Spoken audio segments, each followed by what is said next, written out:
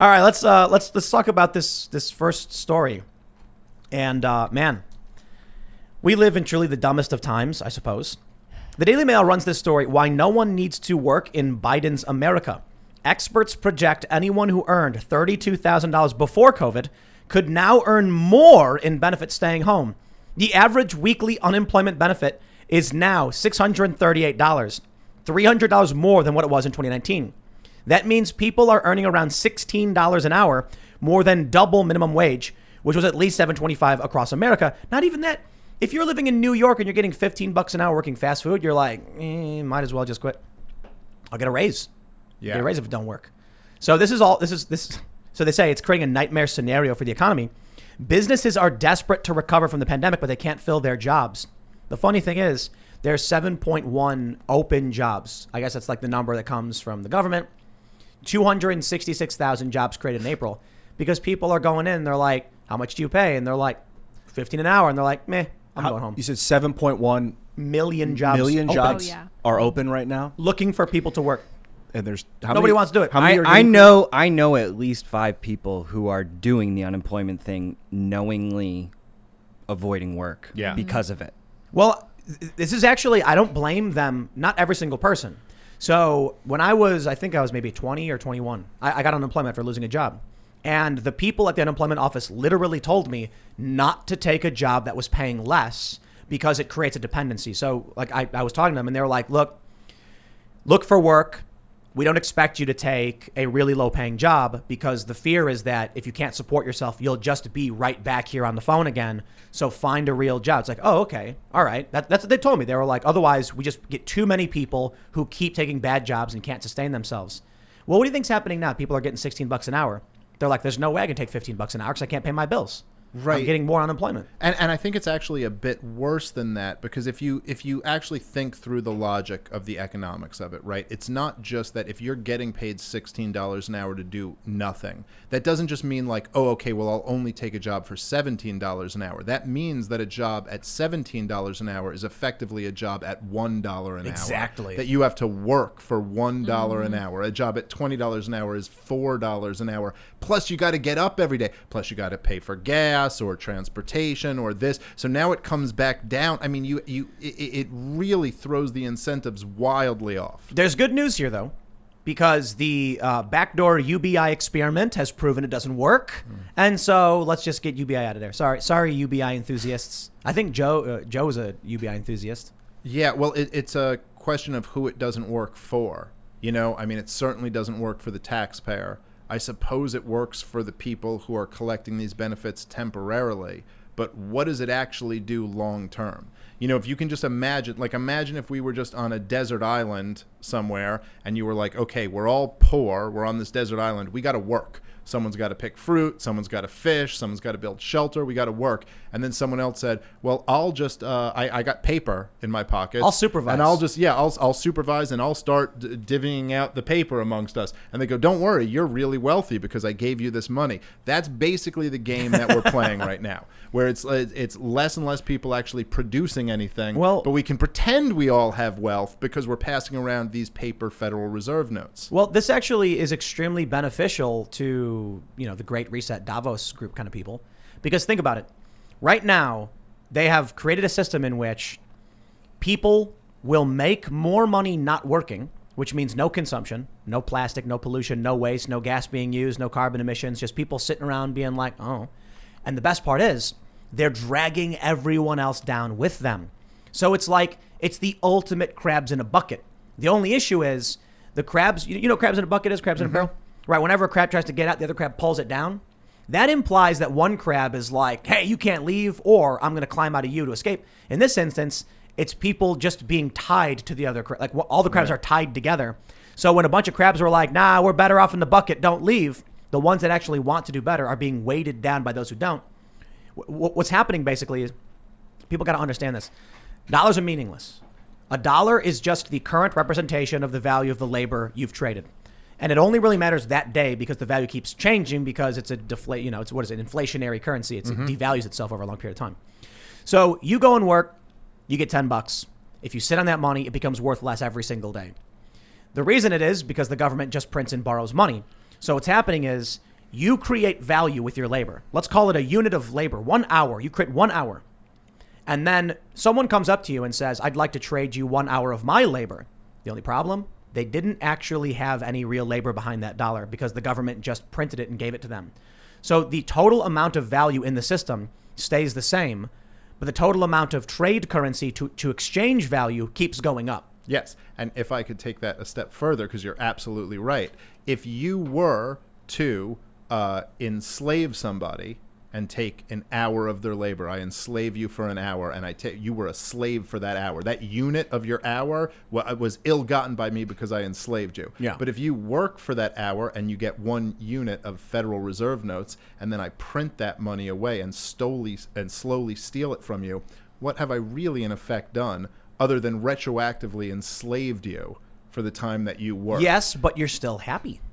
Well, for a little bit. I don't That's- know. that's all that really matters, This country doesn't seem that happy to me. Yeah, but for stupid reasons.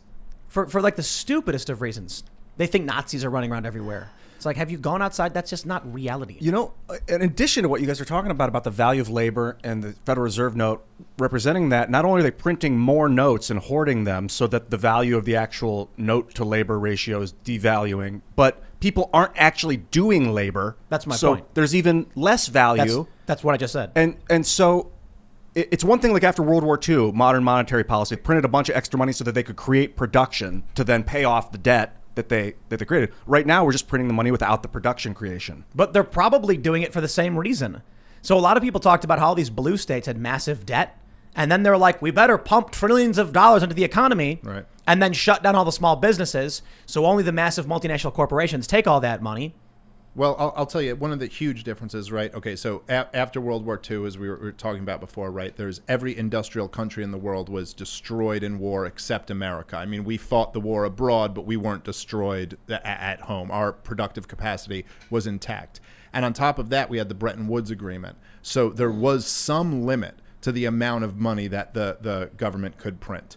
After 1971, when Richard Nixon took us off the gold standard, then it really became a free-for-all, where we could just print as much money as we want. And a lot of times, left-wing people will point back to the early 70s as this time where even Bernie Sanders, I think, points to this sometimes, where he goes, you know, since the 70s, wages haven't kept up with productivity. And all of a sudden, the real super rich are getting really, really rich, and the working class doesn't have the same rise in standard of living. And this is what it all comes back to, is that if you have a government that can print money out of thin air with absolutely nothing to restrain it, you're going to get an awful crony fascistic economy. It's really simple, man. You are sitting there holding a big, beautiful cheeseburger that you cooked for yourself, and I walk up and I have a rock in my hand, and I say, trust me, this rock is valuable. I'll give you this rock for your cheeseburger. And they're like, deal.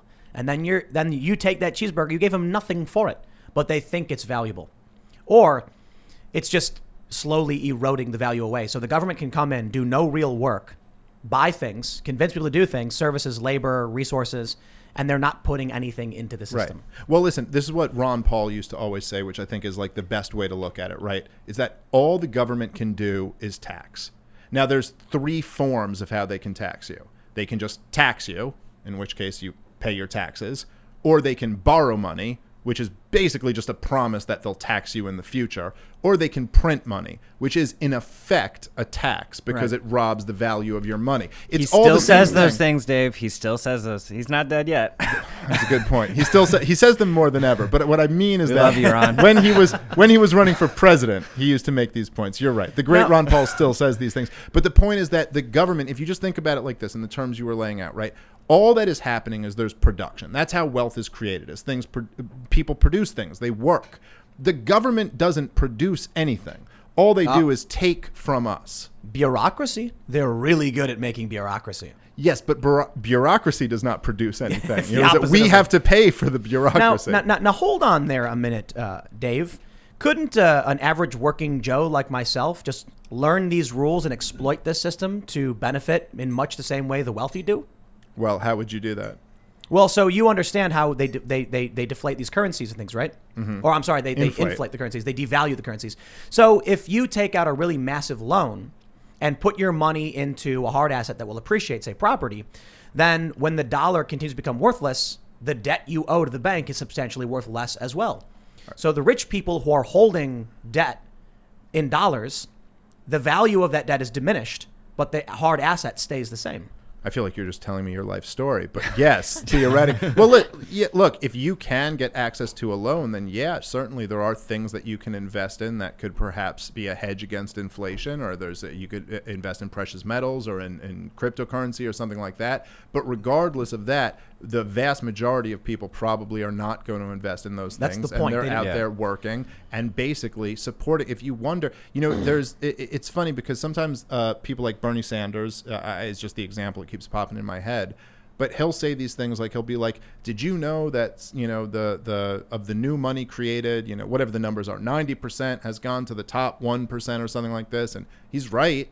Like, his numbers are right. But you look at what we've had since Obama, say really since 2008 to now, we've had record high government spending, higher government spending than any government in the history of the world. And interest rates have basically remained around zero the whole time.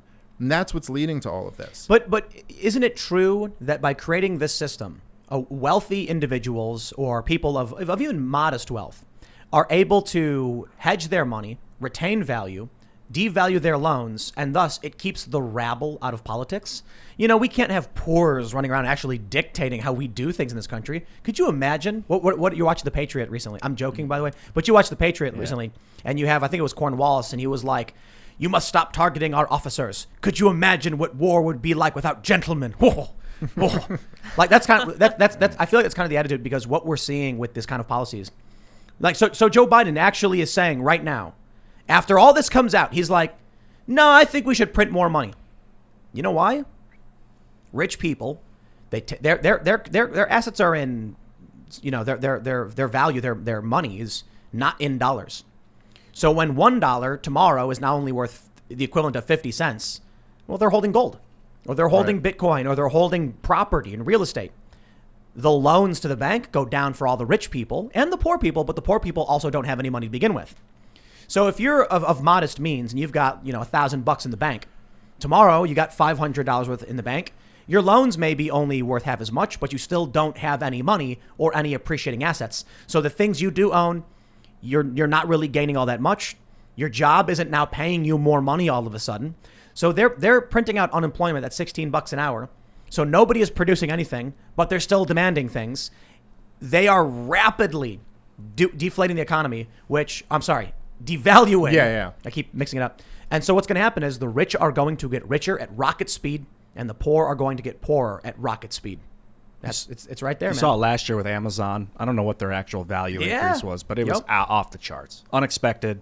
I mean, if you'd really thought about it, you would have seen it coming. But Look at this. We here at Timcast IRL are relegated to drinking RC Cola. One of the best economy is. colas. I'm just kidding. Our RC is fantastic. Tim's been very excited to shout out RC. That was I'm like, I make sure that we don't get that Coke garbage in this house. That's true, though. that was actually an upgrade for Timcast. Was we were finally It's making true. enough money you can pull off the RC Cola. That's actually really. true. Yeah, because most people would just go to the store and get what they can. Yeah, And it's going to be Coke At this or Pepsi. point, you got to work to get Special RC. ordered RC, man. Well, look, I mean, what drives me crazy about it is every single time when these politicians, Joe Biden does it all the time when he says, well, it's the pandemic that destroyed all of these jobs. I mean, let's get real. It's not the pandemic. It's not the virus that destroyed the economy. It was China. The government lockdowns. Well, no, it's not even China. And it was the Chinese government, by the way, who allowed the pandemic to get out, right? Like, there were Chinese doctors who blew the whistle on this whole thing, and they're somewhere in a Chinese prison right now if they're still alive. But it was our own government. Even forget what China did. It was our own government that locked down our economy and destroyed it. They're still locking down the economy in most of these blue states, and they're still destroying the economy. Even when there is no even plausibly reasonable scientific argument to do so.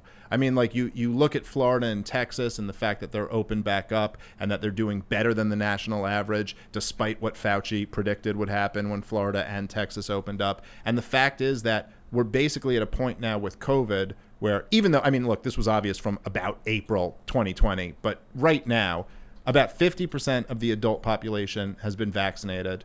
Of the other 50% who hasn't been vaccinated, I've seen estimates from 30 to 60% have had COVID at some point and have some natural immunity to it.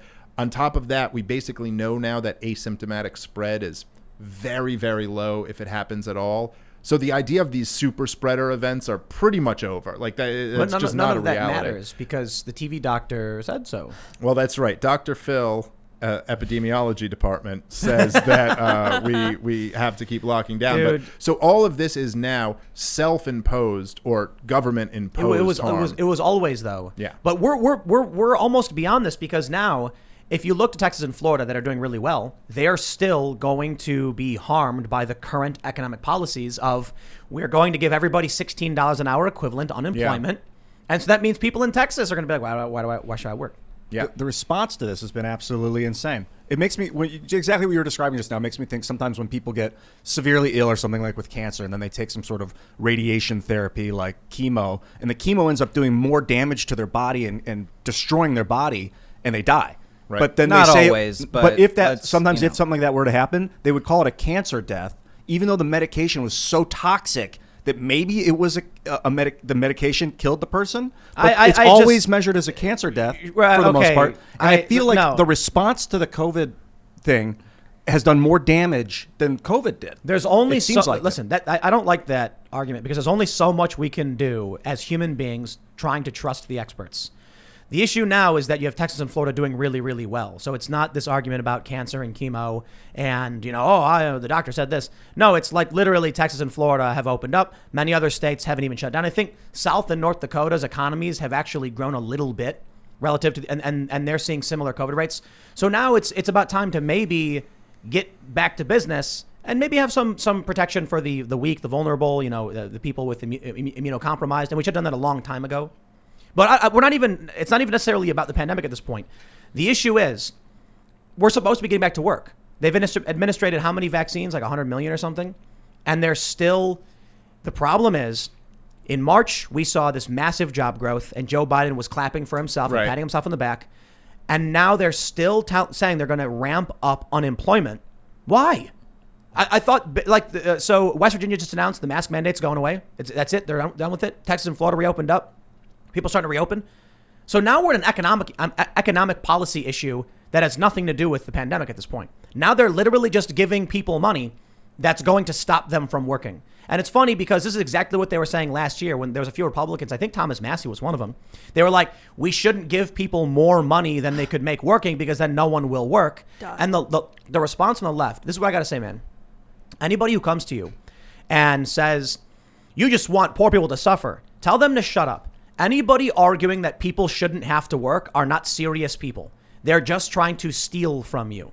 That's it. It's like someone in your house and there's dishes everywhere and you're like, look, we got to do chores. No, man, you're just oppressing me. I shouldn't have to do any chores. Like, chores are dumb. No, sorry, man. Everyone's got to pitch in to make sure the house is clean and make sure things are being produced. You got a large faction of leftists who are screaming, I shouldn't have to work. We should not be listening to those people. Those are kids. Those are the children in the house screaming like, why do I have to do the dishes? Because we're all working in the house together to make the house function. The people who don't want to do any work, you know what you end up with? You end up with some kids like a 30-year-old child living in a basement, just like really hairy and greasy and just not doing any work and being like, shut up, mom, I don't want to work. Stop giving these people things. They're not serious people. Well, look, and I will say that there are, I'm sure, some people. In fact, there definitely are some people in situations that are really awful situations where it's hard for them to work, where they, for whatever reason. But the point to me is that, look, economics are realities, and you can't just pretend that they're not if they don't feel good. In the same sense that I'm sure most people on the left would understand, like, why is it that you want to subsidize green energy and you want to tax nicotine, right, or cigarettes? Because if you subsidize something, you're going to get more of it. Right. If you tax something, you're going to get less of it. Those are just economic realities. They don't have emotions. That's just the reality of the situation. Just like, in some sense, like the laws of physics. This is what you're going to get. So if you subsidize people not working and then tax people for working, you are going to get less people working than you otherwise would, and more people not working. So we have to be adult enough to deal with those realities. That if you're going to pay people to not work, regardless of what the situation is, you're going to get a lot of people who otherwise would work now not work. Thanks for checking out this clip from the Timcast IRL podcast. If you want to see the full show, come back to this channel, youtube.com/TimcastIRL, Monday through Friday at 8 p.m., where you can leave comments and super chat, and we actually will read your comments on the show. Don't forget to like, share, subscribe, and if you want exclusive members-only content, segments you can't get anywhere else, go to timcast.com, become a member, and we even have full bonus episodes. Thanks for hanging out, and we'll see you all next time.